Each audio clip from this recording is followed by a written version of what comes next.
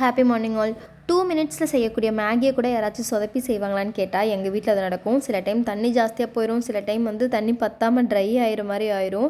எப்போவாவது தான் எனக்கு பர்ஃபெக்டாக வரும். இந்த ரெசிபி எனக்கு ஃப்ரெண்டு சொன்னது தான். இந்த மாதிரி மேகி எல்லாம் கிளறிட்டு உள்ளே முட்டை உடச்சி ஊற்றி பெப்பர், உப்பு, மிளகாத்தூள்லாம் போட்டுட்டு ஃபுல்லாக ஹோல் பண்ணி அந்த முட்டை ஃப்ளேவரோட மேகி சாப்பிட்றப்போ அவ்வளோ டேஸ்ட்டாக இருக்கும். நான் அந்த ஃபர்ஸ்ட் டைம் செஞ்சப்போ எனக்கு ரொம்ப பர்ஃபெக்டாக வந்துருச்சு. டேஸ்ட்டும் சூப்பராக இருந்துச்சு.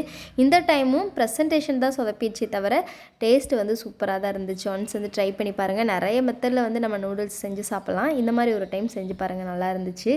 இது ஞாபகம் இருக்கா எல்லாத்துக்குமே? கலர் கோழி குஞ்சு கேரளாவில் இங்கே பக்கத்தில் இருந்துச்சு அப்படின்ட்டு ஒரு அண்ணா வாங்கிட்டு வந்திருந்தாங்க அவங்க குட்டீஸ்க்கு விளையாட கொடுக்கறதுக்காக. பார்க்குறப்பெல்லாம் ஸ்கூல் மெமரிஸ் ஞாபகம் வந்துச்சு. ஸ்கூலுக்கு வெளியில் ஒரு மாதிரி ரவுண்டாக தடுப்பு போட்டு உள்ளுக்குள்ளே நிறைய கலர் கோழி குஞ்செல்லாம் இருக்கும். ஆசையாக வீட்டுக்கு வாங்கிட்டு போனோம்னா காக்கா அந்த மாதிரி ஏதாவது ஒன்று தூக்கிட்டு போயிடும். சில டைம் அப்படியே வளர்ந்து வந்துச்சு அப்படின்னாலும் கலராக வராது, ஒயிட் கலரில் வந்துடும். ஷாக் ஆயிரும் நமக்கு, என்னடா இது நம்ம கலராக வாங்கி வச்சோம்லே இது ஒயிட்டாக வந்துருச்சு அப்படிங்கிற மாதிரி ஸ்கேம் பண்ணியிருப்பாங்க அப்போவே நம்மளைய. தேங்க்யூ.